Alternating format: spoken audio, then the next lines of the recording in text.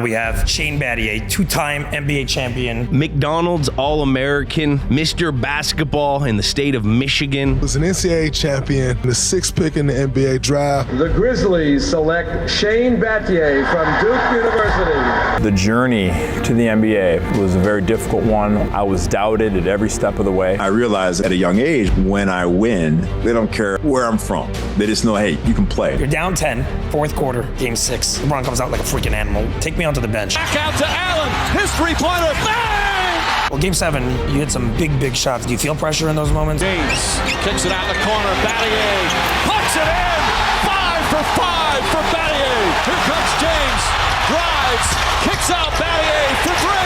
Bang! You were known as the Kobe Stopper. It is impossible to play better defense without fouling. Kobe and Mamba Mentality actually wrote a page about me. The hand in the face trick that Shane used to do, it just didn't work. It worked a little bit.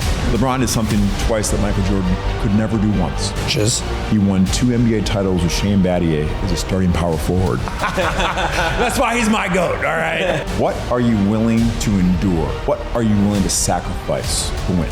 The one thing that has defined my entire career, the art of the intangible. A way to explain how a bum like Shane Battier stays in the NBA for 13 years and gets to wear one of these nice shiny rings.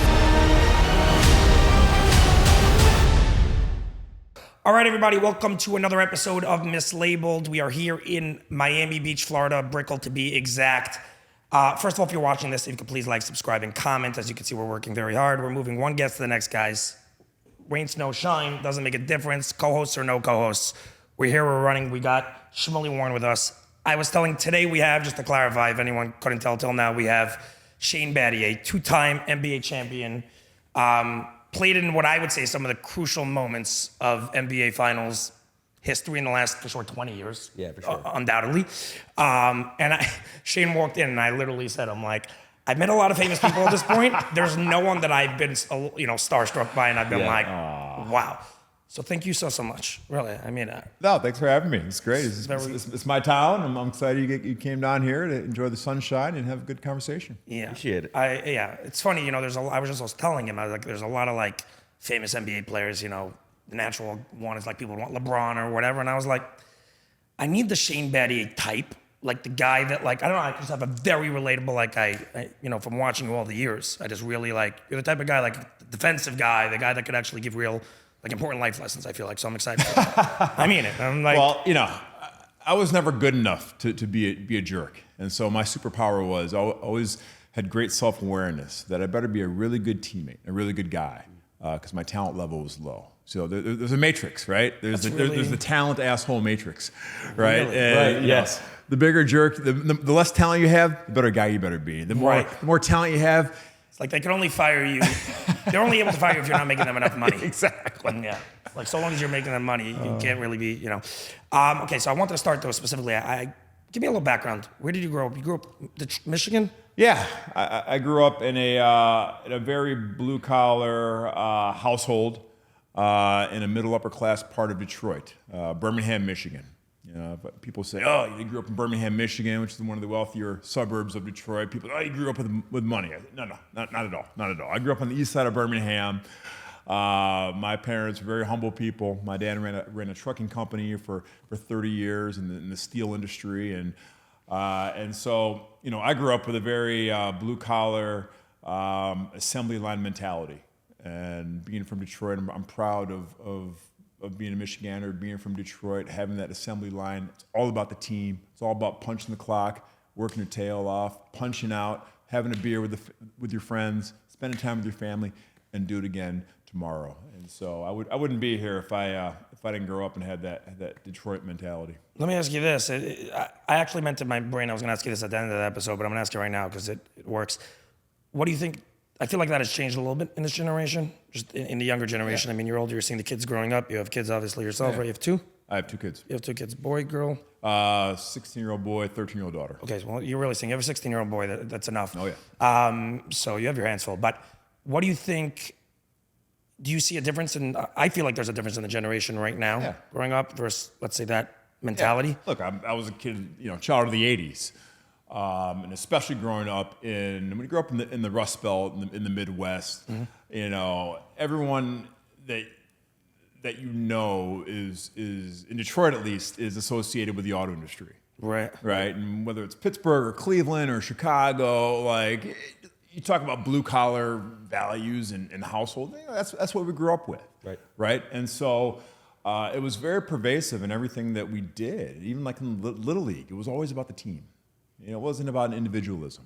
And my kids only have grown up in Miami here, and so Miami is not what you call a manufacturing base. It's got a lot of strength, manufacturing and the blue collar work ethic of that nature. Exactly. So it's a different mentality, and so I know that shaped me, and those are the things I talk about at the dinner table that my kids roll their eyes at me for, and talking about team and blue collar ethic. I've loved living in Miami. It's been great. It's just different. It's just different. But there is something about the simplicity of having a blue collar mentality, having an assembly line mentality, having a team mentality. It for sure shaped my basketball career in my life, and those lessons are timeless.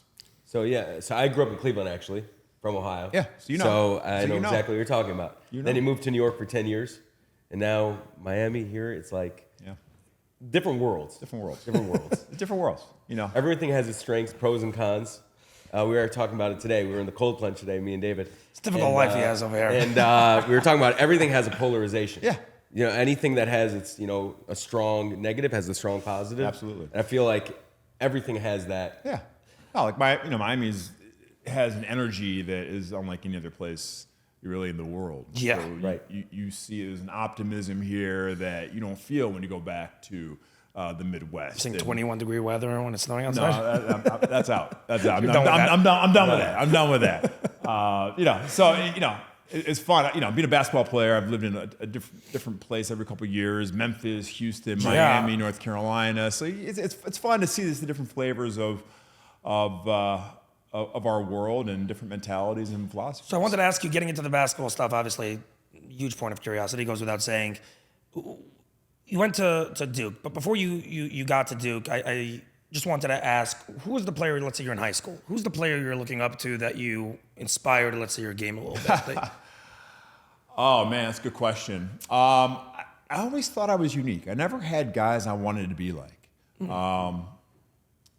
I went to the high school that Chris Webber went to. Okay.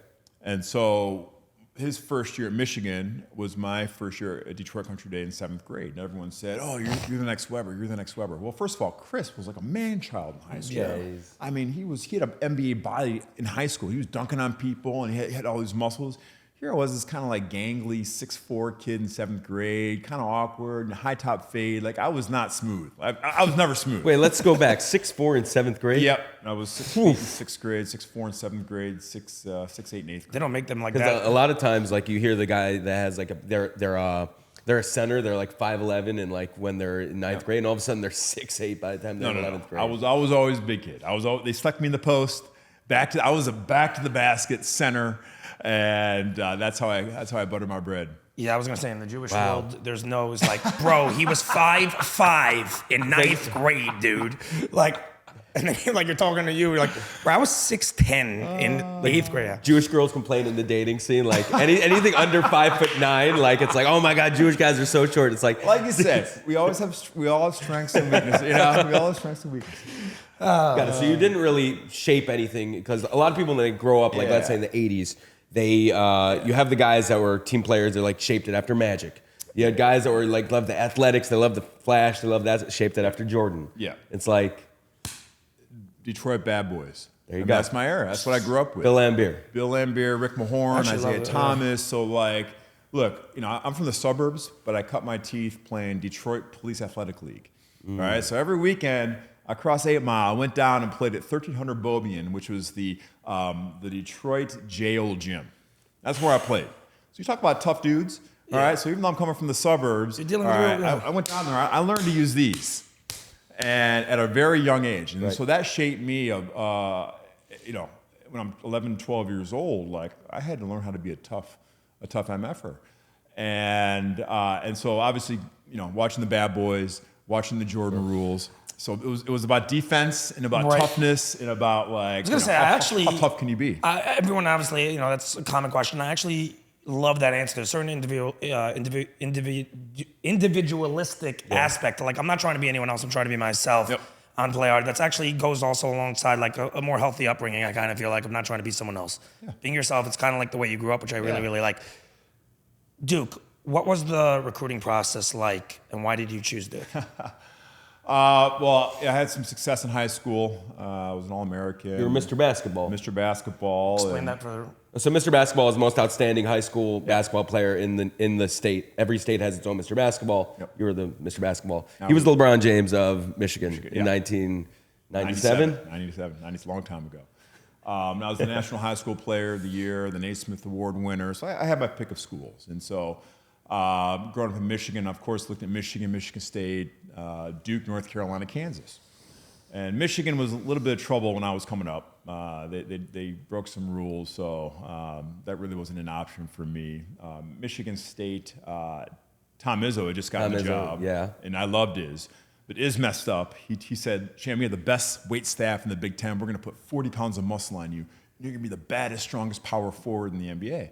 And I had Dean Smith and Coach K saying, no, man, you got to shoot threes. You're a small forward. I'm like, I'm with those guys. Wow.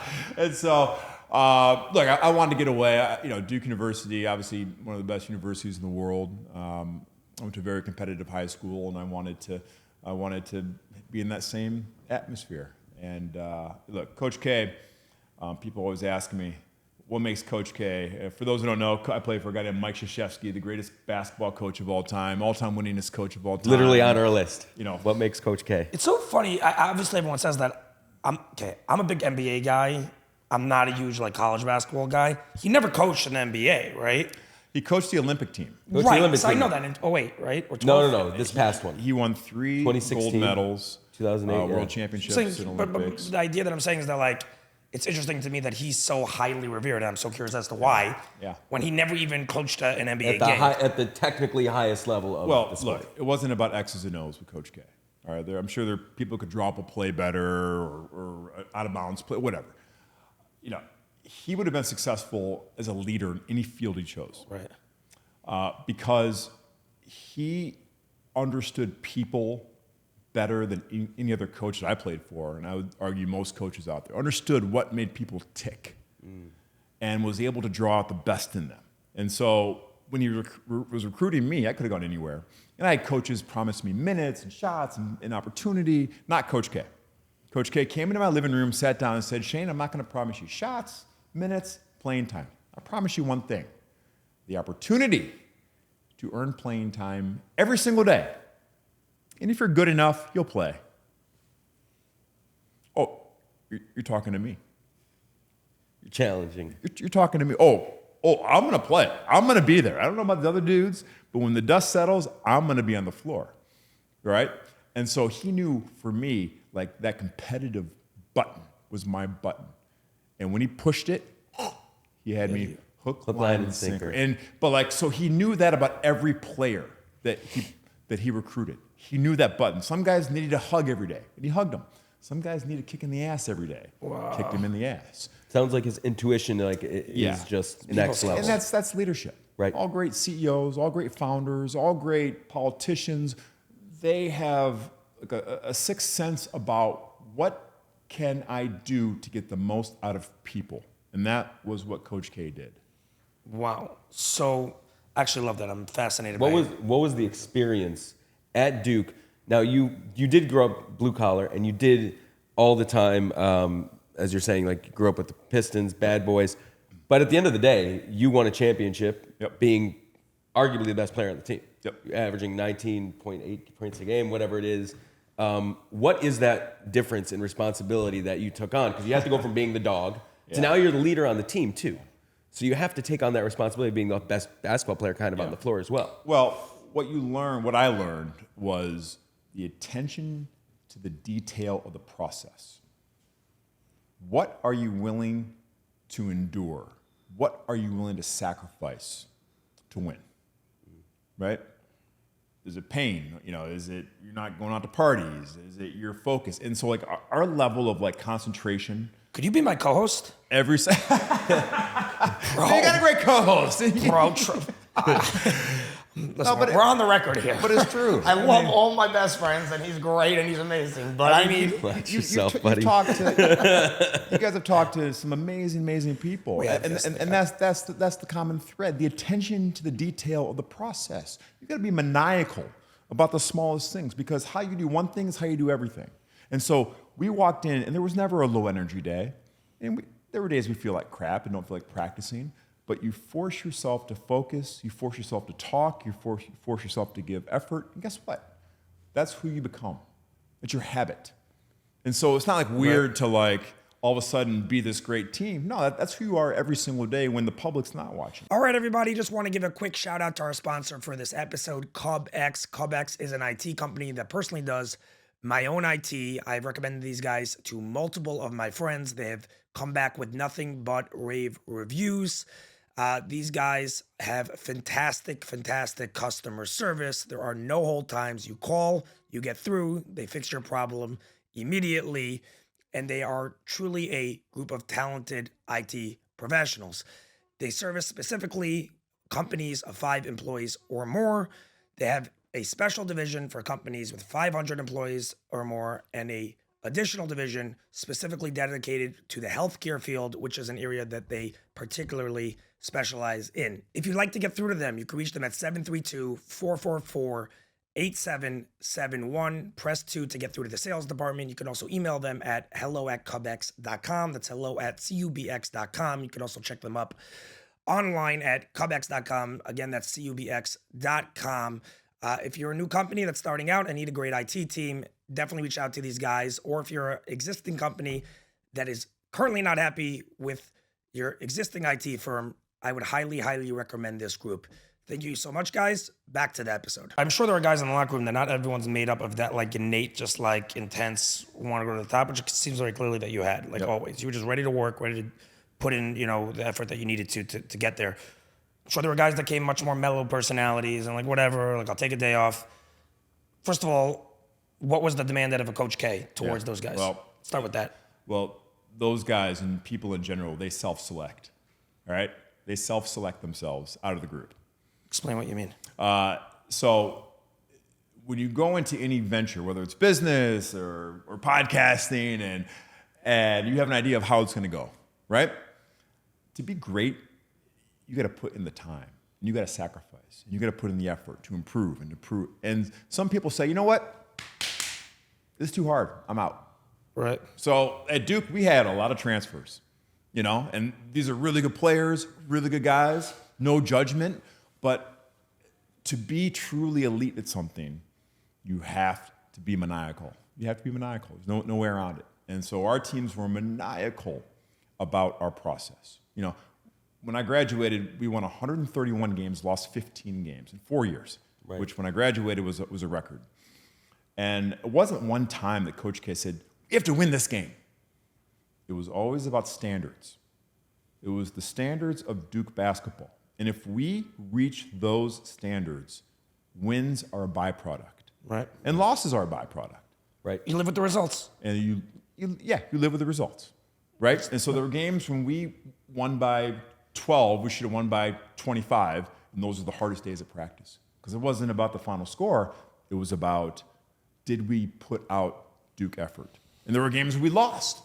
But you know what? We did the best we could, played to our standards, and you can accept that. And so in life, it's about standards, man. It ain't about results. Would you say Coach K was the coach that taught you the most?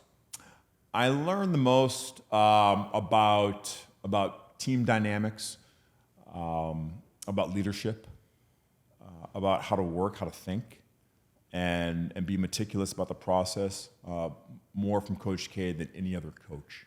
I had coaches that taught me defense better and could teach me technique better. Right. But in terms of the entire package, that was what Coach K excelled at. Transitioning sort of to the NBA, because this is really obviously where I'm. This is the How did bread you and go? butter. Yeah, this is the bread and butter. How did you go from being Duke? You won the national championship 2001, right? That was year 4 there. Yep. How did you go? You were top guy high school, top guy there. Then you come to the NBA. You're the 6th pick, right? First round. It's very legitimate, space. Goes without saying. But then you're at the end of the day, you're a very solid player, but you're not, first team All-Stars in the NBA. How do you go from? How do you humble yourself from that? Let's say from that to like still be able to like. Yeah. Like consistently changing roles. Well, first of all, look, when I left Duke, I was the all-time winningest college basketball player of all time. I go to the Memphis Grizzlies, who at the time had the lowest winning percentage of the 4 North American sports, pro sports. Baseball, basketball, football, hockey. So literally the worst franchise, okay? Coming from the best franchise of all time to the worst. So understanding the culture change, culture shock, I didn't need to be humbled. I was humbled real quick. And I came in, and I'm saying, well, at Duke we did this, and Coach K said we got to communicate and huddle. And they looked at me and said, hey, Duke boy, go sit in the corner and shut up. Wow. And so I learned, what the professional ranks were about. And so I didn't need to be humbled, but I had to adjust, just like Coach K adjusted for us, I had to adjust my thinking and the way I try to influence teams. And so, look, for me, I knew that if I provided value for my team, and I had one goal, I wanted my coach to be miserable every second I was on the bench. I wanted him to go home at night and say, oh my gosh, Battier only played 39 minutes a game. He needs to play 40 minutes a game. Right. And how do you do that?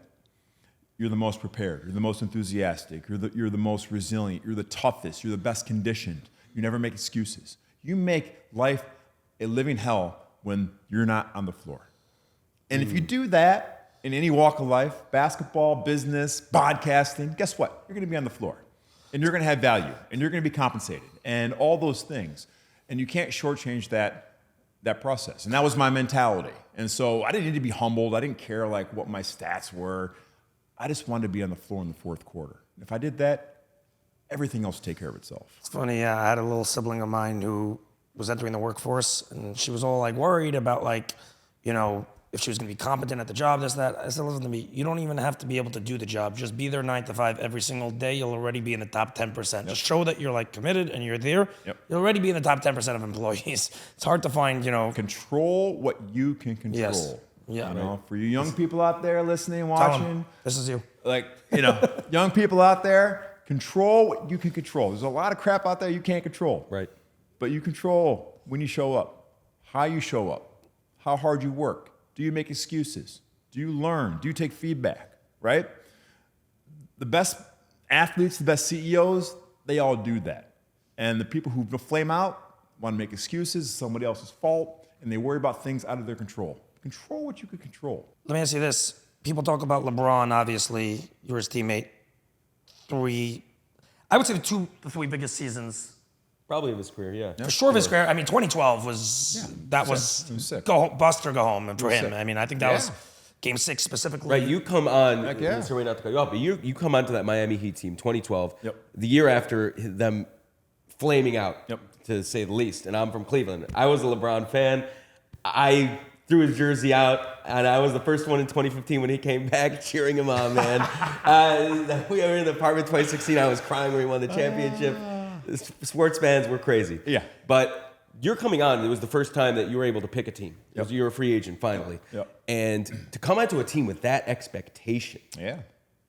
With the way you're talking about kind of how you really go about your life, in a certain way, Miami Heat needed you just as much as you needed the Miami Heat. I like to think so. No, they really did, by the way. Look, if they win the championship and beat Dallas, there's no way I go to Miami. Because I didn't want to be looked at as ring chasing, Right. and joining the champs. I wanted to win. You didn't want to be KD, you're saying? Well, I wanted to be me, and that is not my. I would have gone to San Antonio. Right. I would have. But when I realized that Miami lost to Dallas, I thought I had a skill set that I could augment. I knew they were going to win.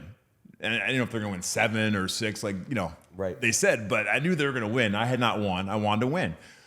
So it was really an easy choice for me to come to Miami and be part of, that team. And it was fun, man. But let me ask you, 2012 specifically, can we talk to that year? Because where's LeBron's headspace in that year? I mean, he What's has the pressure also from the team. Yeah, well, the pressure was high. Yeah, it was high. Well, two things. They suffered a lot of embarrassment after 2012 over 2011. Yeah. 2012, and they were humbled.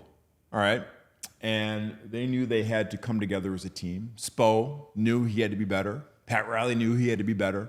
Right, and so I'll never forget. That was the year of the lockout, and so our first game was against Dallas opening night, and it was ring night in Dallas. All right, and none of those dudes I didn't care, but like none of those dudes wanted to see them get their rings. Right, and so we're all back in the tunnel, and I could just feel just the edge of this team. This team was so pissed off and so hungry, like hearing Dirk get his ring and Jason Terry, and I just look around and I see guys just in a lather, and I'm like, oh man, we're winning this. We're winning. I'd never been a part of a team that hungry. And we go out, we put it on them. We're up at 25 at that point. We won by like 10, but we just crushed them. And I said, we're winning this thing. We're winning this thing. Game 6, though, right? You guys are down 3-2 now to Boston. What is that? Just tell me, what is that pressure like in that locker room? You guys nearly blew it. Look, right? We all knew. We all knew what the ramifications were. We're down 3-2 to Boston. After being up 2-0. After being up 2-0, you guys lost 3 straight there. We lost 3 straight. We're going to the Garden, or whatever they call it. We know if we lose that game, all right, we all have new area codes next year. We know that. All right, there's articles in the paper, on the Talking Head show, like who's the first to get traded when they lose tonight. Boston, all their fans came to the arena, ready to bury us. Yeah, and they say that the toughest fans are playing from. And so, like, I had never been part of an atmosphere like that, and like, it was just like, all right, we know what we have to do. All right, very few times you know what you have to do, and luckily we had a guy named Lebron. And LeBron was just a monster. I was going to say, what's he like before that game? Because as much pressure as there was on the team, he had. It wasn't like we were nervous. It's weird. We were pretty calm. We weren't like rah-rah, but like we were very serious. It was a very serious atmosphere. But we knew we hadn't played well. We had to go out and do it. And then when LeBron came out and put that first quarter on him, and we saw that look in LeBron's eyes. That look in his eyes, it's all over documentaries. The before tip-off, everyone knows that look that he had where he's kind of just gazing in. He was reading books before what type of, did he get into a different zone before that game than he was in other games? He had an energy, and this is what the truly greats do. Okay, and I've played with Hall of Famers. The truly, truly greats can unite and inspire a team just by their presence. And you feel their energy. It's not like what they say or whatever, their handshakes, whatever.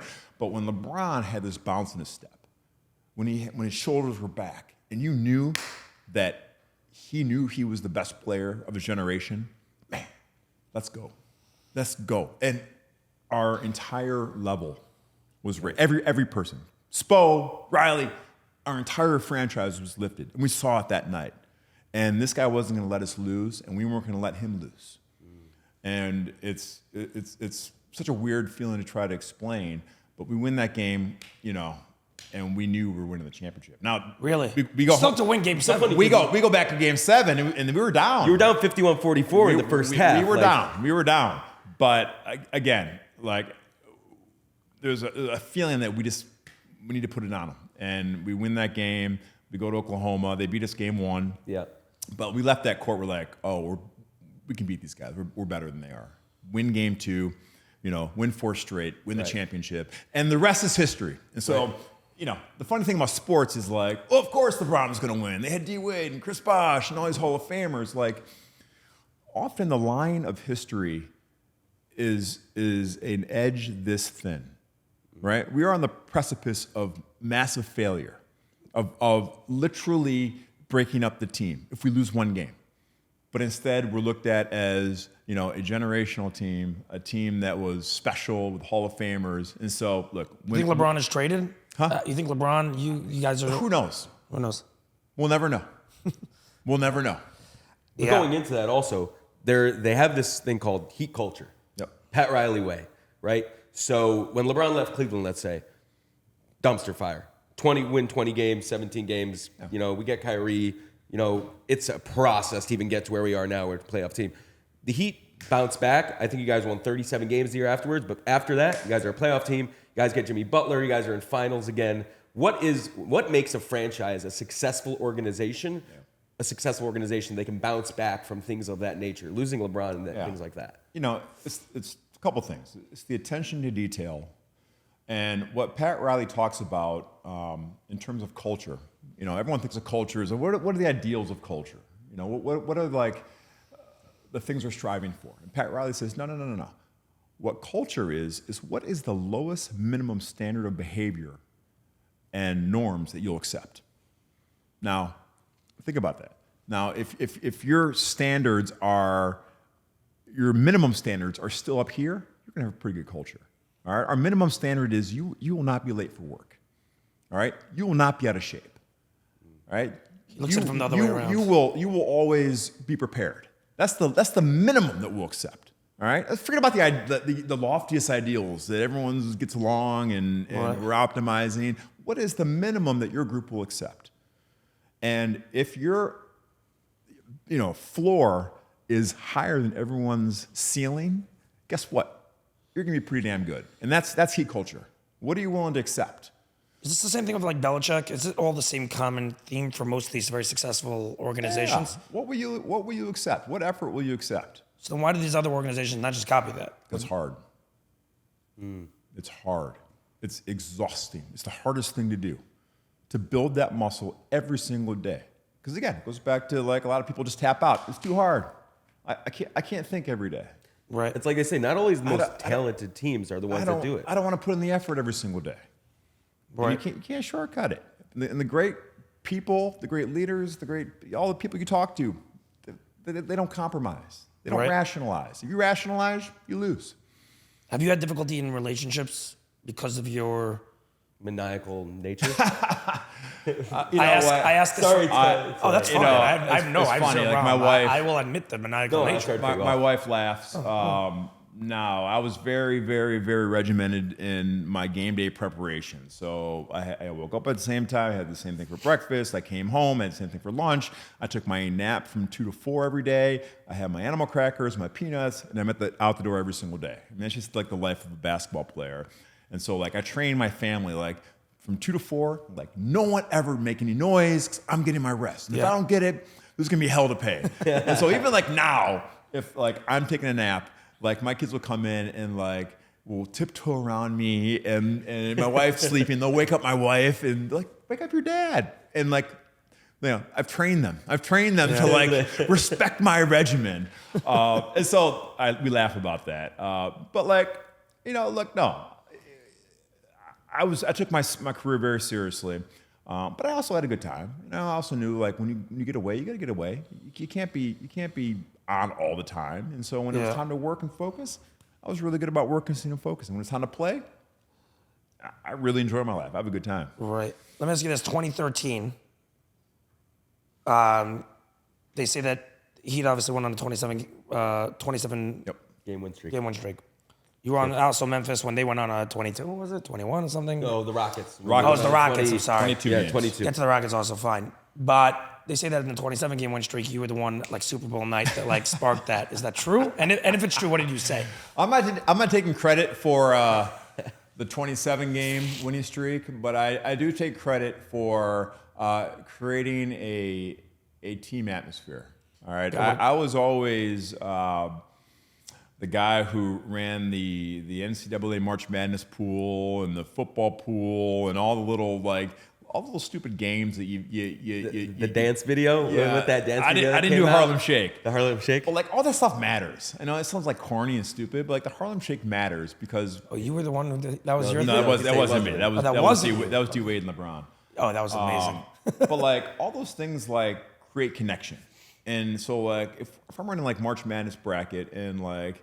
LeBron picks, Kansas, and Kansas loses. And everyone comes in, LeBron, what a terrible pick. All right, you're creating connections. And as stupid as that sounds, like all those little connections add up. Yeah. You don't know when you need to lean on those connections. For us, all those little connections, were really important when we're playing Boston down 3-2 Game 6 of the NBA Finals. And so you don't know like what connection is going to be the difference maker. I'm not saying the Harlem Shake led to a championship, but it contributed. And so like I was really like, I felt connecting with my teammates in those ways were really, really important. So that night I gave a speech about, we called it touching the people through basketball, socially, all right? Nothing inappropriate. It's a saying. No one was touching anyone. So no one's touching, it's a metaphor. It's a metaphor for socially touching people and reaching out and bringing people together and creating community through our basketball. And there might have been some beers involved with that speech. But I gave that speech on the back of the bus, and all of a sudden I'm up there pontificating like I am now, and all of a sudden I see everyone just like staring at me and like getting fired up, and so that'll encourage me. I love a microphone if you can't tell, and that became known as the Touch the People speech, and we win 26 games in a row. I said we got to bring people together, do basketball, we got to touch the people. Got it. Metaphorically. Metaphorically, socially. You guys had something, hold on one second. You guys had something, no, it's fine. You guys had something which is insane that every single year you were expected to win. Yep. Anything less than a title, than a ring, every single year, bust. Just a ridiculous pressure because the pressure never really ends. In a weird way, I talk about this podcast. People are like, oh, it's a great podcast. Like, I'm like, we're not done. Like, the people around me, I'm like, we have a podcast. We have in 7 days, we have to do this again. Yeah. So we drop. So it's the same idea for you guys. It never, ever ends. Yep. 2013, game 6, obviously. What's it like? You guys are down 10 again. Yeah. In my opinion, LeBron did not play fairly well in that series. He couldn't shoot again with the Spurs. Pop, I think, tell me if I'm wrong, played the LeBron game. He played his weak side, which was always step back, 10 feet, make him shoot. Yep. It was a very straightforward thing. Forced him. If he's gonna hit, we're gonna lose. If not, and it seemed like Pop was like, I'll live with that type of thing. Yeah. And it seems like it always got in his head a little bit. Fine. Yeah. You don't have to confirm or deny that. But my thing, you're down 10, fourth quarter, game 6. Yeah. LeBron comes out like a freaking animal. Take me onto the bench. Yeah. Well, walking into that fourth quarter. It did not look good. We did not play. I mean, first of all, Spurs were awesome. And they had, 3 or 4 Hall of Famers on their team. I mean, and we knew they were as worthy of an opponent as we'd ever played that year. So they had our respect, and they were kicking our butts. They won game 1 in Miami, and we had to go on the road to win in San Antonio, which we did, and so here we are with the buzzsaw, and just couldn't get it going. They were really well coached, had a great game plan, and and LeBron was LeBron. He's the greatest player of his generation. Came out, led us back. And we were still down. And I'll never forget when they brought out the yellow rope, to rope off the court, and did not look good for us. I'm not going to say we gave up all hope. It did not look good. It did not inspire confidence. Let's go through your mind. Are you guys watching the fans walk out of the arena? Yeah, and you're watching them.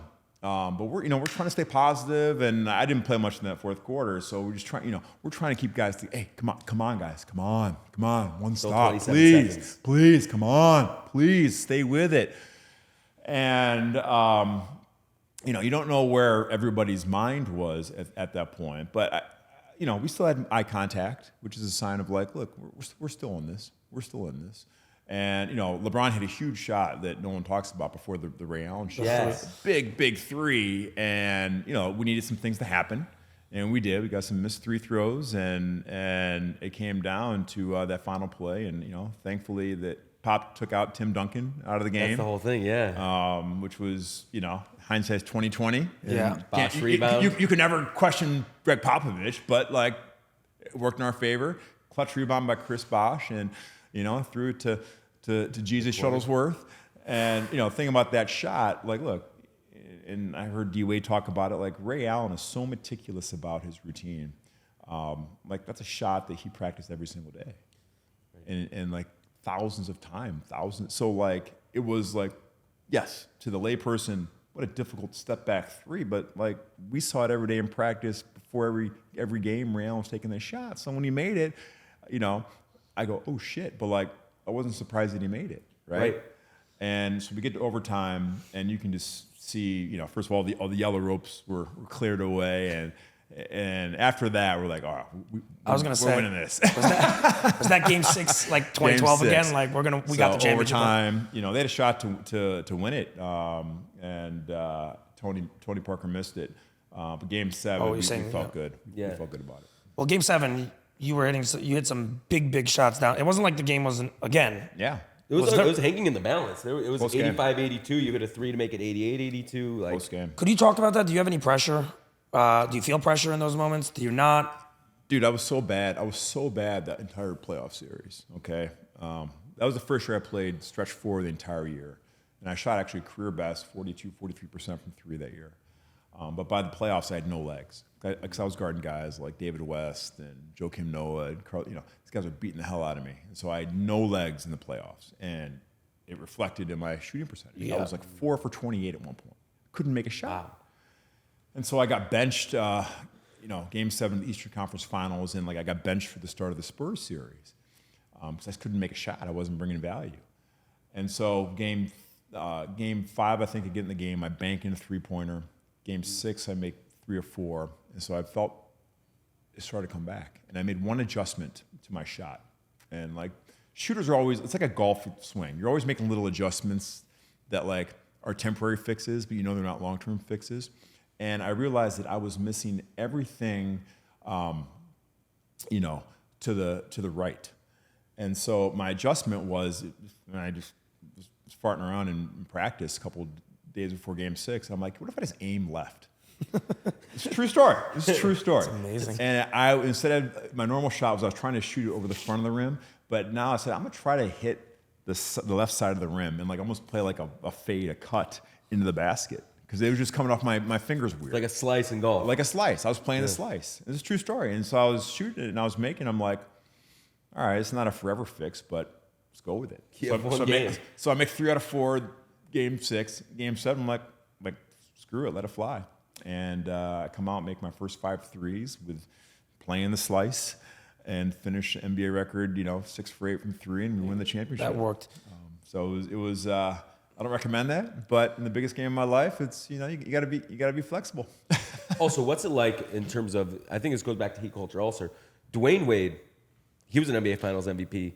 They say that after the 2011 year, going back a little bit, that he kind of looked at LeBron. He's like, "No, this is your team now." What does that kind of confidence and kind of humility does that give to the rest of the team to be like Dwayne Wade, NBA superstar, Final Four, everything, is willing to take a step back? Look, he didn't take a step back. All right, and so that's the narrative. Yeah, look, D Wade is a dog. All right, and there wasn't anybody in our locker room who's like, oh no, D Wade is a step back. He's the, LeBron's the alpha. LeBron was unquestioned the greatest player in the world during those years, right?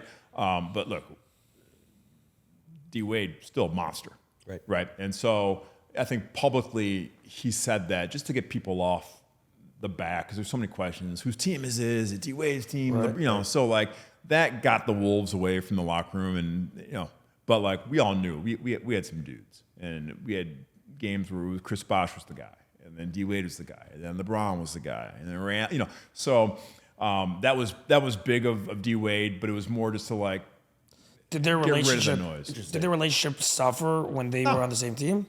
No, no. We were all good. And that was the cool part of our locker room. We had dudes, okay? We had real dudes, real pros. And so there was no bullshit. And if a guy was bullshitting, he was called out, okay? Now, other teams where there's a true pecking order, an alpha male, you can't have those conversations. But when Ray Allen says, hey, yo, dude, you got to do this, you listen. When Rashard Lewis, 6-time All-Star or whatever, says something, look, all right, yeah, you're right. And so it's rare that you get to a team, a situation where everybody sacrificed to be there. Everybody sacrificed money, playing time, shots, opportunity. Yeah. So no one can say, I'm sacrificing, you're not. Right. And that was why that team was so special, and you'll never see that again. You'll never see it again. Common goal. It's a common goal. You'll never see it again. I have one other question, specifically because I've never spoken to anyone that's been in the same quarters as LeBron, honestly, and he's such a fascinating guy, obviously, arguably the greatest of all time. What would you say is the most impressive thing about him overall? Is it his game? Is it something else? What's the... That he's, well-adjusted. He's well adjusted. He's a really good dude. And he could have been so screwed up coming from Akron, not having male presence in his life, right? Being on the cover of Sports Illustrated when he was 13 years old, having everything thrown at him, the expectations. He could have been really, really screwed up. Right. But he is a really good teammate and a really good person. And like, for me, he always came, I have a foundation, and we used to do this thing called South Beach Battioki, all right? And LeBron would always come and pick up the mic and sing. You have to do that for my event, to raise money for my scholarship foundation. But he did. When he saw my wife, he addressed her by her name. When he saw my kids, he picked them up, I've played with other superstars who didn't do that. And so, like, he was an unbelievable teammate. And so I'll go down with LeBron. He's an awesome guy and an awesome teammate, and I loved him as a teammate and loved him as a dude. Can you compare that? Because there's always comparisons to how the NBA fan works. You were known as the Kobe stopper for a couple I never said that. I never said that.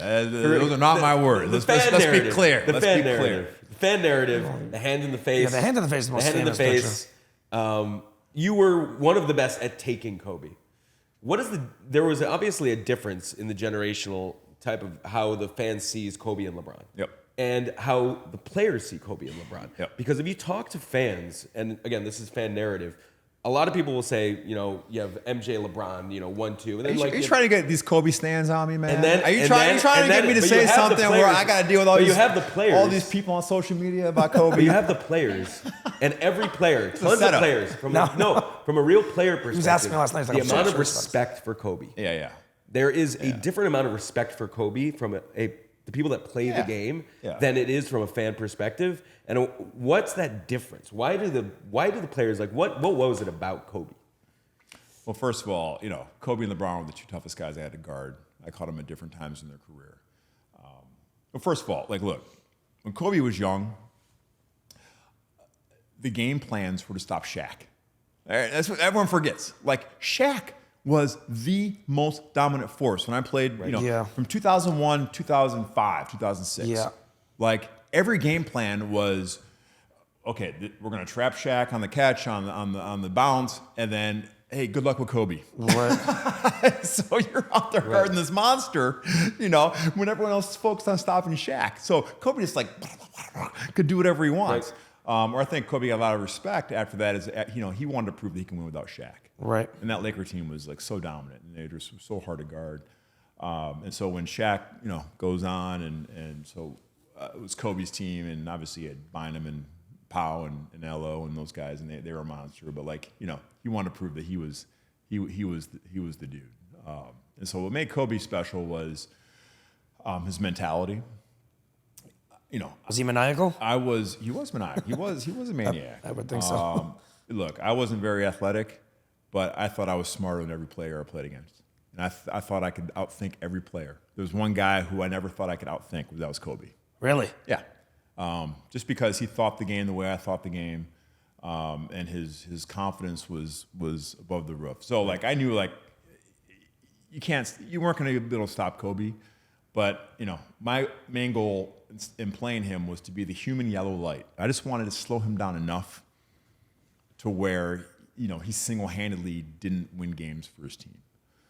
And I did that by just trying to make him take a lot of shots, make a lot of tough shots, and that's where the hand in the face came from. Everyone thought oh man, the hand in the face defense, it didn't work against Kobe, and people misunderstood why I did that.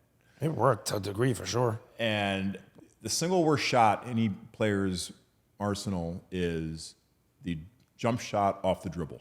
All right, so for those who don't know basketball, is much easier and the percentages are much higher if you just catch the ball and shoot it versus catch the ball and dribble once. If you dribble once, you lose 20% on your shooting percentages. Okay? Really? Yes. The split is that great. I would think the leverage of getting the energy, the bounce from the shot. It's a hard shot, and no one knows that. Okay. But I knew I'll that trust you on this because one. I knew the math behind every shot in basketball. And so even as great as Kobe was, he was much better when he caught the ball and shot it versus when he dribbled once and shot it. So my goal was to make him dribble once. And so I also knew that he had a huge ego. And the more that people said, oh, the hand in the face really affects him, he would go out of his way to show everybody that the hand in the face, it doesn't affect me. My muscle memory is superior. My game's superior to Shane's defense. What is the only way to prove that the hand in the face doesn't work? Is to take the dribble and get the dribble jump shot. shot. So I was perfectly fine with him doing his worst shot, trying to prove me wrong and trying to prove the world wrong. And in the end, the percentages, they were what they were. Did he have big games? Absolutely. Absolutely. But if you look at over the course of our career, the numbers always went to their average. You were okay living with that? So I was fine with that. Right. Again, I was talking to my brother over here before this, like, you got to forget the narrative, man.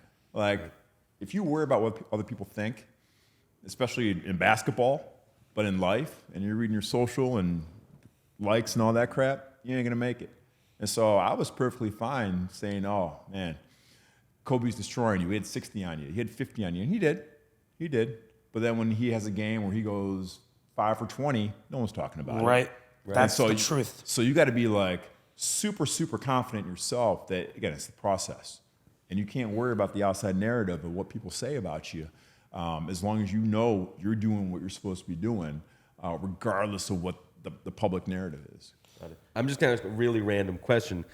That Rockets team, you played with one of the probably most dynamic in terms of how he thought about life, I think, people that we'll see in a basketball uniform, Ron Artest. What is it like being Ron Artest's teammate? Look, I've known Ron for a long time. So we were the same high school class. I first played against Ron when he was 13 years old, and he's always been a man. I mean, strong. He's huge, like meat cleavers for hands. So I love Ron. I mean, because there was one thing you never say you love him. You never had to worry about Ron is when the ball was in the air. Man, that dude was a competitor, right? So I love playing with him. And Ron, we do crazy things, and like to say the least. Like he would say, "I'm not practicing today. I'm tired," and sit out, and then put on a weight vest and shoot for 3 hours after everyone left the gym. Like, Ron, just practice and you can go. But like he was a great teammate, and I love talking to Ron now, Meta. And we had a lot of fun. It was dynamic. It was super dynamic. Maybe he could solve what's going on in Israel right now. He's about peace right now. Maybe we can get him involved in the process. It's so funny watching his NBA career and like what he was like known for. Like he was the dog, and now he's meta world peace. And like you listen to him in interviews, also even after like the championships with the Lakers, the difference between him just sitting behind a microphone and then him on the court, it was like Jekyll and Hyde. He was such a competitor. I told him the other day, I'm like, I feel so like good defensively. Holy mackerel. I feel like he's similar to like Mike Tyson. It's like something happened, they were like just animals, and then they just like moved on, they just mellowed. They're just like, I don't know if he's mellow now, but he seems a lot more just like. I think we all are.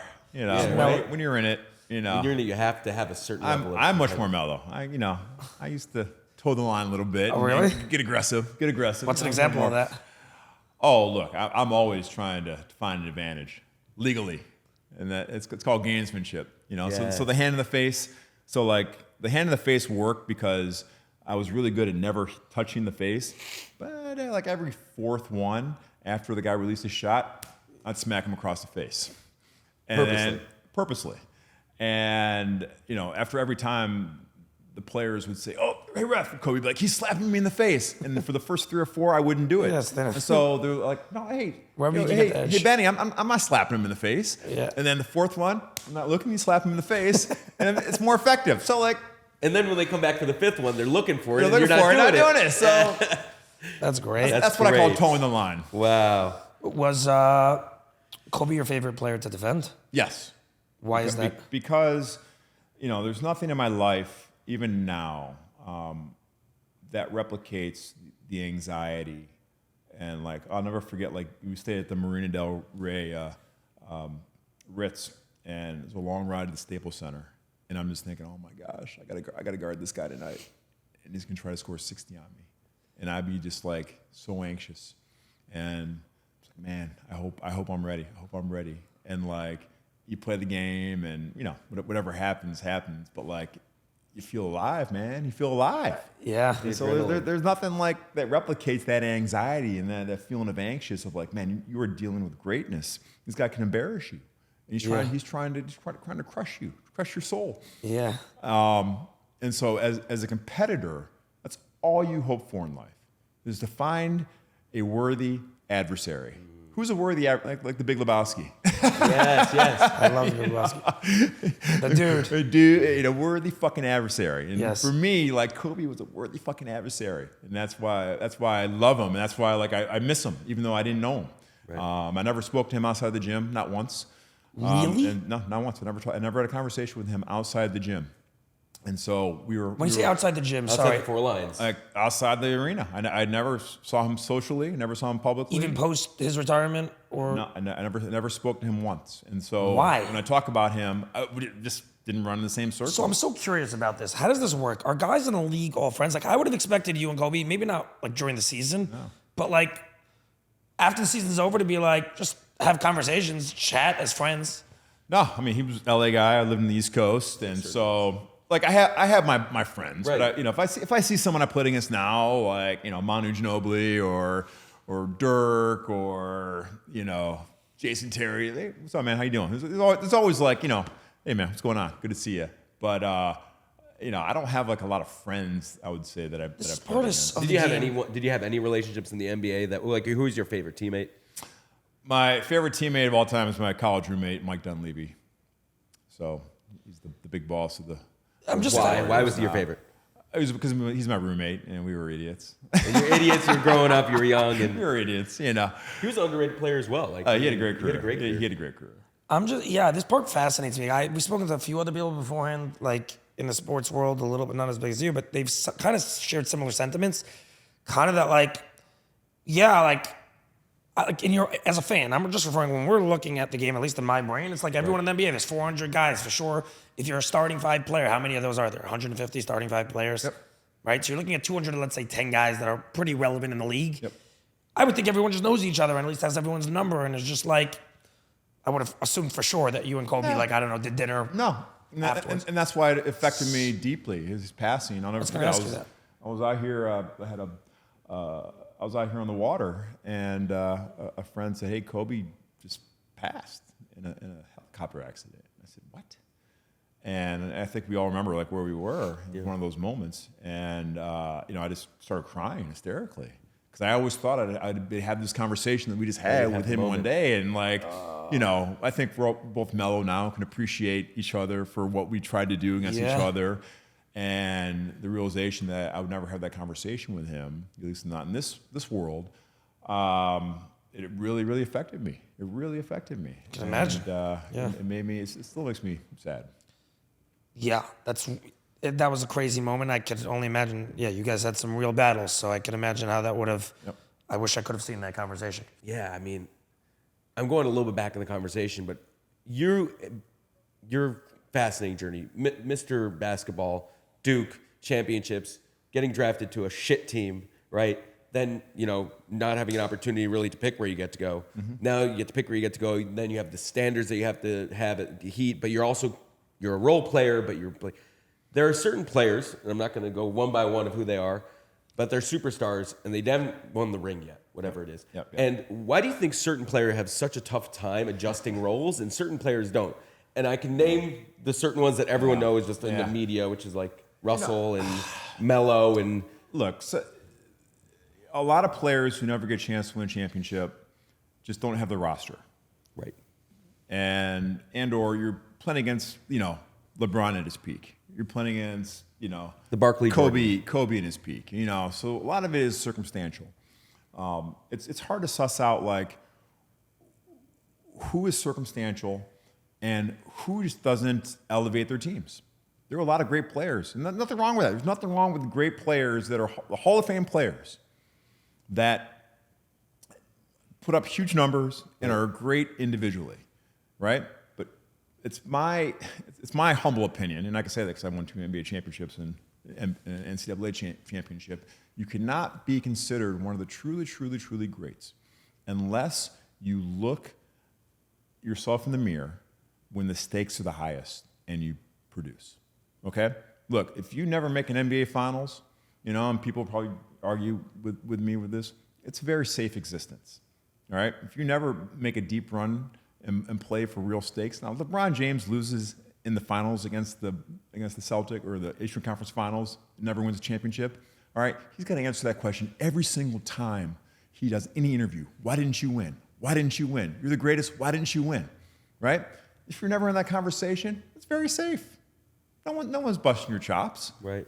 No one's, because you were never in the room. Right? Great career. A lot of buckets. A lot of wins. And Jeff Van Gundy and I argue about this all the time. Jeff Van Gundy says, he says you don't need a championship to validate your career. I disagree. I think you do. So to be a truly, honestly, truly where would you put great. Barkley in this conversation? He bumped into, let's say, MJ. Again, he bumped into MJ. But does that and Karl Malone when the Jazz were amazing, right? And so the truly greats elevate their team to a level where you elevate everybody, not just yourself, everybody, and you get across the line. Also, and maybe that's unfair. That's what I believe in, and that's what I've seen, and that's what I've lived. Also, I think that the truly greats, if they want something bad enough, they'll do what they need to do in order to humble themselves to get to the right place. Meaning, you don't necessarily have to be the best player on the team, even if you're the second or third, or even if you're the best player on the team. Maybe you don't need to have all those stats if you want to win the championship. Mm-hmm. Meaning, my thoughts on the matter, like guys like, and they're great players. They're great players individually. Russell Westbrook, Melo, and me and him have had this conversation back and forth about Melo for years. They both come in with LeBron James, right? Melo comes in with LeBron. Russell comes in with Kevin Durant. In the same couple of years. Yeah. And so, my argument always for the Melo, personally, was always he went to a Nuggets team that was shit. They made the playoffs 7 straight years. Billups. And then they made Westbrook, but they were shit when he came to the team. They were a 20-win team, and he came in. They had the third pick for a reason, right? And he's always kind of compared in a certain way with LeBron because they came in at the same time. Mm-hmm. And the question is, how much was it on Melo that Melo could never, pull back, and how much? I always argue with him. Can I just say my side? In fairness, yeah, go ahead. No, my side was just Melo also was often not in shape, and he didn't take his career as seriously as LeBron at all in any capacity, and he wasn't that grind guy that put in the effort. So I don't see why he shouldn't be held accountable a little bit for that. First of all, Melo was a bucket. All right. Right. So, Melo's in my top 5 guys of having to guard. I mean, he also gave me anxiety, and he had big hands against me. So Melo was, first ballot Hall of Famer and one of the toughest guys I ever had to cover. So I have nothing but respect for Carmelo. Look, when Michael Jordan won, what did he do differently? He trusted his teammates. What? Trusted his teammates. And as a result, he elevated his teammates. Mm. Okay? And so, I think that's the best example. Now, LeBron and Magic were different. Their mentality was always team first and pass first, right? Versus, LeBron got crushed because he wasn't more alpha like Jordan. And for the record, okay, LeBron did something twice that Michael Jordan could never do once. Which is? He won 2 NBA titles with Shane Battier as a starting power forward. That's why he's my GOAT, all right? I don't think Jordan could have done that. And I stand by that.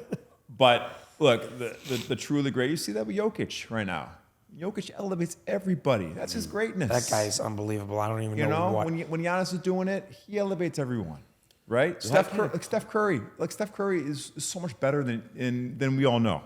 He's unbelievable. Because he elevates the group. question is, why can't a coach get to someone like that? Because we're all different. We're all different, different mentalities, and it's a skill that I don't think can really be learned. I think it's innate. That look, I just need to elevate the people around me, and that's not a knock against the great talents that put up numbers, because you need those guys.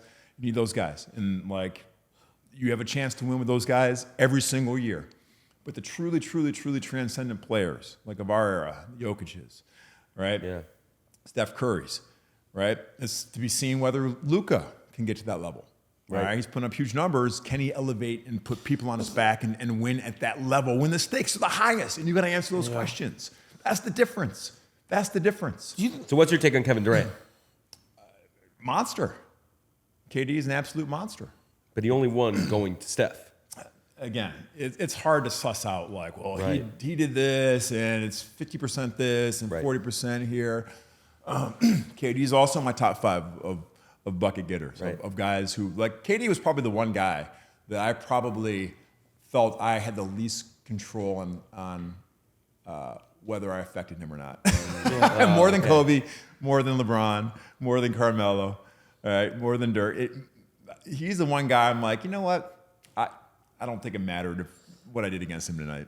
All right, everybody, want to give a quick shout out to our sponsor for this episode, Ice Shaker Incorporated. For those of you that have been following Mislabeled, you know that we had Chris Gronkowski on.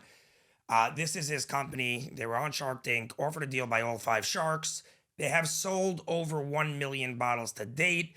Kitchen grade stainless steel, which does not absorb odor like all plastic bottles do. If you are a workout junkie, this product is for you. Third-party tested, will hold ice for 30 plus hours and keep your drink cold. Additionally, this is customizable for all employers for their employees and can make for a great gift for a friend. Turnaround time on custom bottles is 3 to 5 business days. To reach out to them, you can hit them via email, info@iceshaker.com. That's info@iceshaker.com.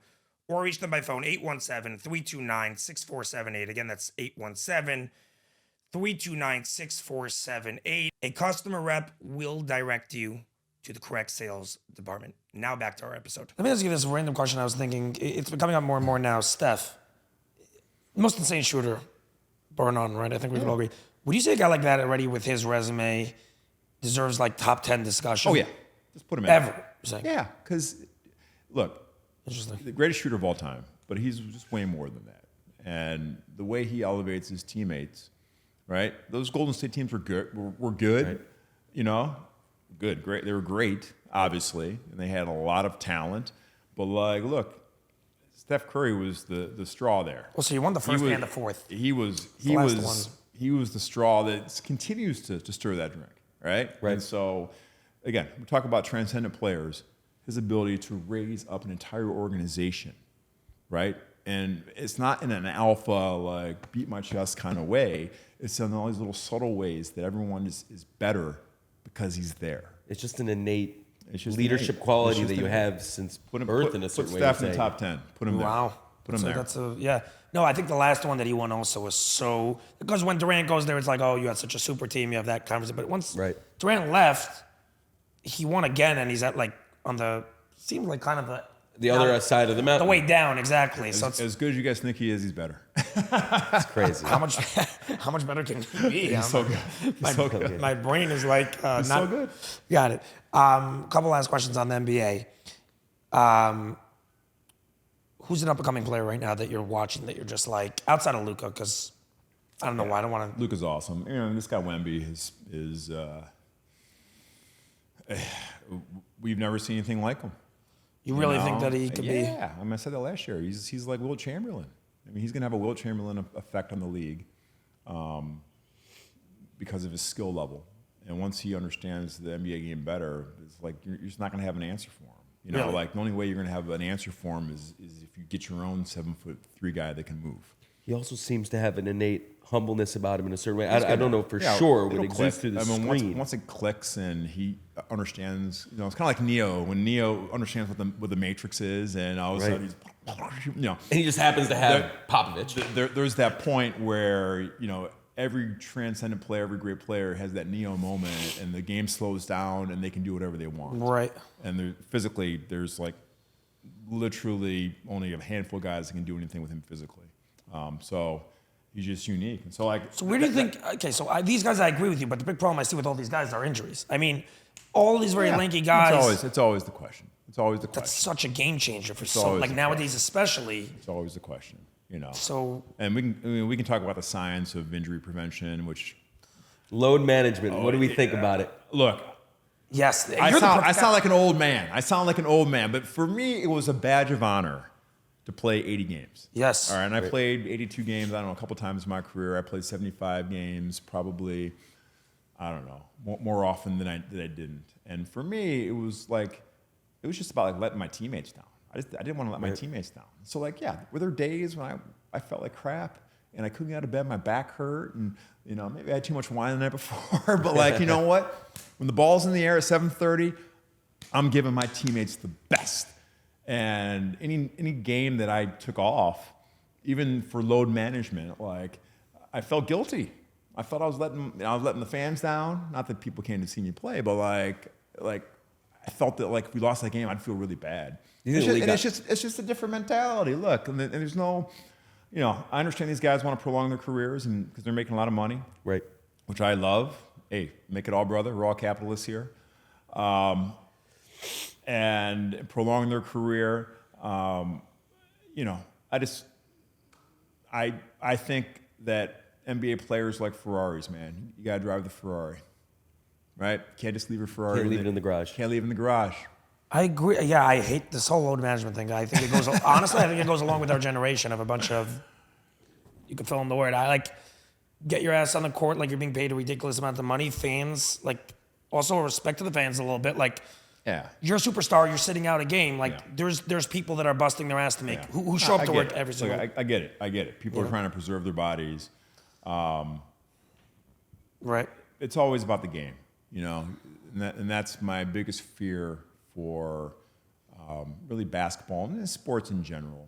That again, I sound like an old man, but there was an honor, and a respect for the game, and you felt a privilege. Brian talks about that all the time. Playing in the NBA, it's not a right; it's a privilege, right? And so. I'm not saying you have to sign every autograph and you have to do everything and do things that are just sacrificing every ounce of your energy for the game. But there's a respect and a sense of gratitude that you have for this opportunity. So, like in the All-Star game, you know what? Give the fans a show. Yeah, right. Let's go after a little bit. What it's become now. Be a little competitive, yeah. Be competitors, What happened? And you can do that in a way where it still honors, honor the game, honor the platform, honor the league, honor the guys that play before you, like we did, honor the people that come after you, because you are stewards of the game. Right. It's the best game in the world, and we all have a responsibility to pay it forward and to make sure it remains the best game in the world. Let me ask you this: coaching. Would you ever entertain coaching? I just retired as a coach, actually. I was the Ransom Everglades high school basketball assistant coach for 2 years. My son's a pretty good ball player, and I coached him in middle school, and I coached the first 2 years in high school. But I've retired, and it was a great run. But I think I'm a better fan than I am a coach. You're done. No, because you're a big analytics guy, and you're a guy that understands that clearly, like the intangibles. I am. Not many people think the game like you think the game. Yeah. That's probably part of my issue. Trying to explain to people standard deviation and mean, median, mode in basketball, and people just say, "Dude, just let me shoot my shot." All right, I don't want to hear that. Is it too taxing? It's just too much at a certain point. Well, the analytics? No, I'm saying as far as like coaching and like that. Oh no, I couldn't deal with players. I know what I sacrificed. I know the work I put in. Yeah. And there are players that put in the time and take it seriously. But if I didn't get that from like vast majority of my team, I literally would have just an aneurysm because I wouldn't be able to handle it. That's just self-awareness. I know myself, so I know what my strengths and weaknesses are. What are you doing now, work-wise? I'm not doing much in basketball. I still consult for the Miami Heat. I'm very close to the ownership, Nick Arison, who's a longtime friend. We went to Duke together. I love that guy. He was a manager at Duke while I was a player, and so he used to mop my sweat. Now he's my boss, and we have a great relationship. But I sit on a few boards. I run a consulting firm for myself, where I consult for a private equity firm and strategy firm and technology platforms. And I do a lot of corporate speaking, trying to help people and educate people on culture and team building and leadership. And so basically, I like helping people. I like helping people optimize, helping teams optimize and win championships. What's the transition been like from basketball career to now kind of private life more? Yeah. Look, you have to recalibrate kind of your expectations and what brings you joy. because I knew that nothing was going to bring me joy and fulfillment like playing Kobe Bryant or winning NBA championships, right? There's nothing in the corporate world that's like that. Yeah. Nothing. So you have to set new goals for yourself, calibrate new goals, and understand, like, in basketball that I could go into a locker room and say, yo, hey, Chris, CB, I need you to show him this pick and roll. I need you to be there. And he does it.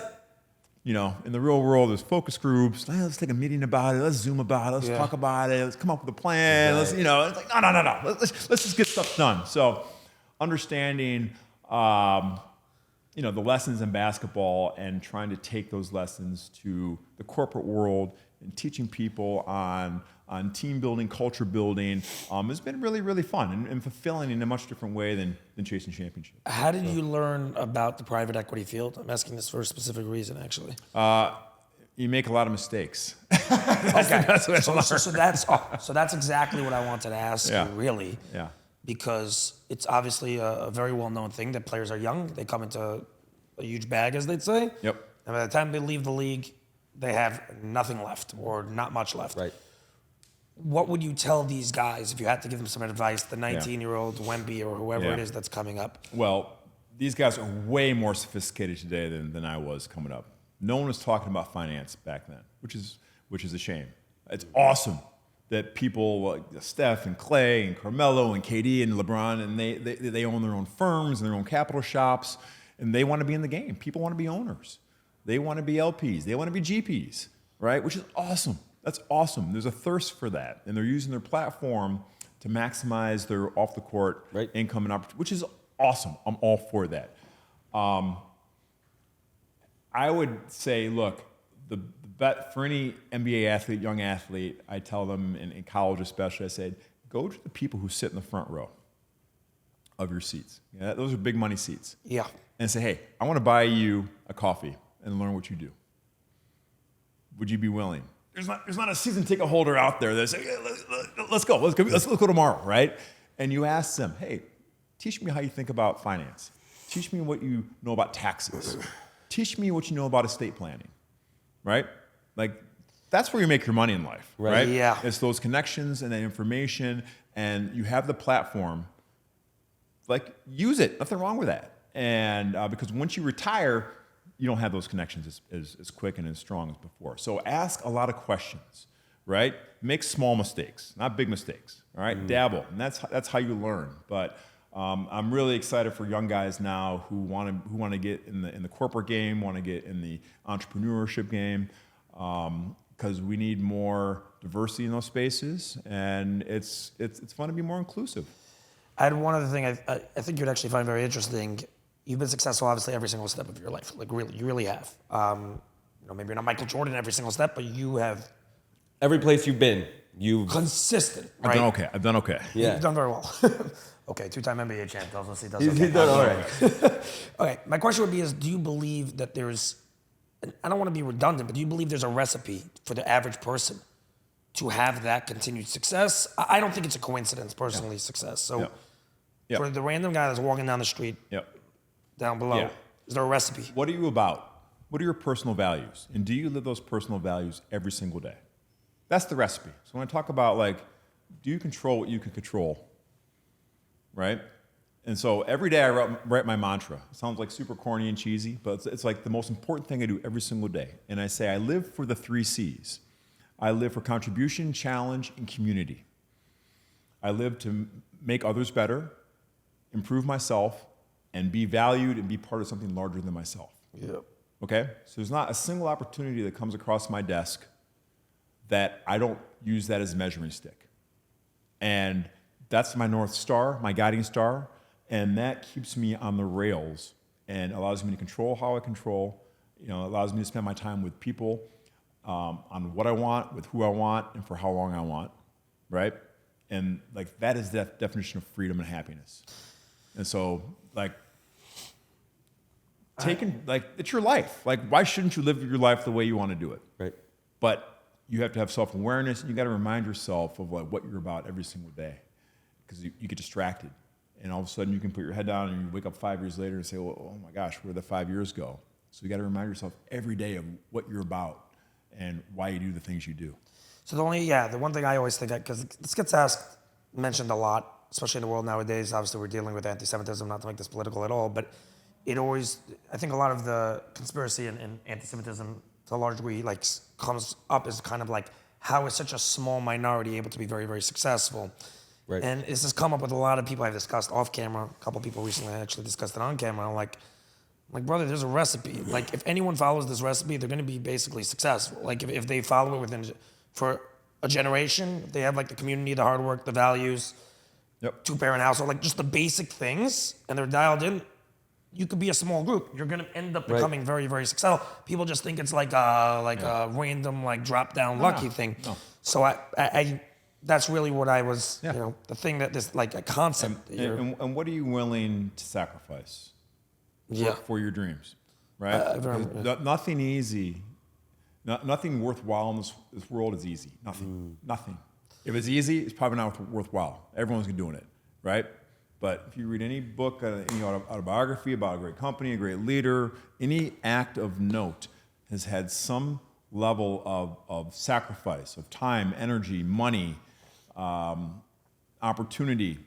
And if you're willing to pay the price for that sacrifice, you have a leg up on your competition.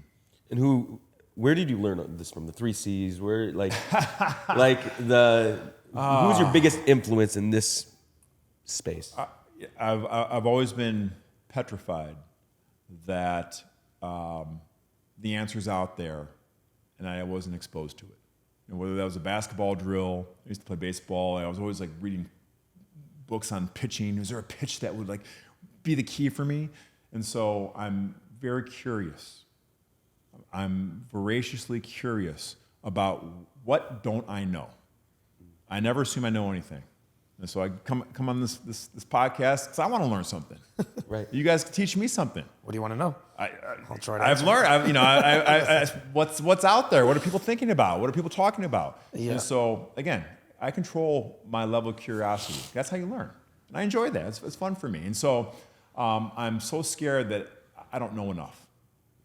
And it's going to cost me some way, somehow. And so I want to learn as much as I can about everything I can, because that will unlock the key to my fulfillment and my happiness. And I have a very fulfilling and happy life. Yeah, a couple last things. Regarding competition, you have children. Anything that you've learned that you feel is profound a little bit about competition or life specifically? Yeah. But I know you're got the competitive spirit that you give over to your kids that maybe I don't know. Yeah. I wouldn't know. Look, one of the best things I read about how to be a parent in sports, you know what the best thing to say to your kid after a competition is? A game, practice? You know what the best thing to say is? Probably, I love you. I love you. The answer is nothing. You say nothing. And if they want to talk about it, they will. And once they talk about it and they bring it up, now you have carte blanche to give your feedback. Why do you say that? Well, the number one reason why kids quit sports, 70% of kids quit sports before age 13. Number one reason why, the ride home. That's the worst part of youth sports. Really? Because you have parents who are, you should, pass to Jimmy, or, hey, Sarah, Sarah shouldn't have made that shot. It becomes such a negative thing. It's critical. And so critical, and kids don't feel they own their own sports career. And so you just shut it. And you give them a hug, say, I love to watch you compete. I love to watch you. It's my, I tell my kids, it's my favorite thing in the world to watch you play. I don't care if you win. I don't care if you look horrible. I just love to watch you compete. Thank you for allowing me to be a part of that. And they say, shut up, Dad. All right, you're corny.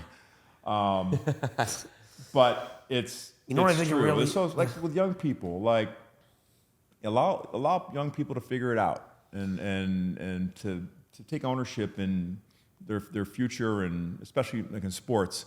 And that, I don't know if it's served me well, but my kids are still playing and they're pretty good. And going back to the family, your father, I think I read, we were doing some research, passed a couple of years ago. Huge influence on your life. Yep. Yeah, he was I think it said he was a coach when he was younger to you. Yep. Tell me what did you learn most from him? What did he mean to you? Well, Big Ed Battier, he was a tour de force, man. He was the only black guy in Birmingham, Michigan, so everyone knew him. Personality larger than life. He was not a perfect man. All right, he was not educated. Went to a junior college for transportation. Probably drank too much. Liked to gamble. It didn't have the healthiest lifestyle. I like this guy a lot. But he was the life of the party. He was the life of the party. And when he passed, more people said, you know what, your dad was the best guy. And what he taught me was the power of community, the power of bringing people together. He was always an amazing little league coach because he never talked about technique or, hey, you got to throw a curveball like this. It was always about, hey, we got to support our team. We got to be enthusiastic. We got to run off the field, run onto the field. We got to have our shirt tucked in. If you look like a player, you play like a player, right? After a game, sprint it over, say, hey, great game, win or lose, right? So his enthusiasm was infectious. His attitude was always good. And he had a job I'm sure he hated, running a small trucking company in the steel industry, but he never missed a practice, never missed a game. He was always present. And so, if I could be like my dad, even though he was, gambler and drinker and lived large, and affect people in a positive way, that when on my last days, people say, man, Battier, he was a mensch. He was an absolute mensch. And, For a gambler and drinker, he created a pretty good mensch. He has a lot of my wisdom. dad, he's an awesome dude, man. We miss him. Yeah, there's nothing like having a fun dad. I feel like it's a good. He was the best. Yeah, it's awesome. I want to say thank you so much, really, for coming on. I really, like I said earlier. By the way, I want to say this. You're exactly the way I thought you would be, except I like you even more now. I don't know how that's possible. Something changed. No, hearing this is so refreshing. I feel like right now, not to be better now, but I always talk about, I feel like in this generation, I'm 29, I'm turning 30 soon, but I feel like especially even the younger one, it's like getting people to not assume that there are handouts coming and just get mindset straight is it's an impossible thing to find. It's just it's brutally difficult. So this conversation is very refreshing for me to be talking to someone that I feel like, so thank you so much for coming on. It means the absolute world. Any last thing we asked Sure, every guest, and I think it's you stay curious and humble yourself. Advice you can give us about how we advice you can Appreciate give, it. Good point, please. How we could, be better, how to grow in the ways that we want to grow in this, let's say, the podcasting industry. Oh man, where do I start? Start with a list of guests. You guys are, I would always, encourage you, to have courage. People don't talk about that. And everyday courage means doing the right thing every time, right? Asking the tough questions because it's the right question, right? It's very easy to take shortcuts in life, but the people that truly have success and are memorable, they exhibit the habit of everyday courage, doing the right thing, not shortcutting anything, treating people with respect, right? All those things go off in the universe and they come back to you in spades, right? And it's hard. It's hard to have everyday courage. It's easy to take the short way out. But if you have that courage, it will set you apart in this field, and I promise you it will bring you much success. I appreciate that. Shane, thank you so much for coming on. Guys, thank you so much for watching. Great guest coming as well next week, of course, as always. Peace and This is fantastic. Love.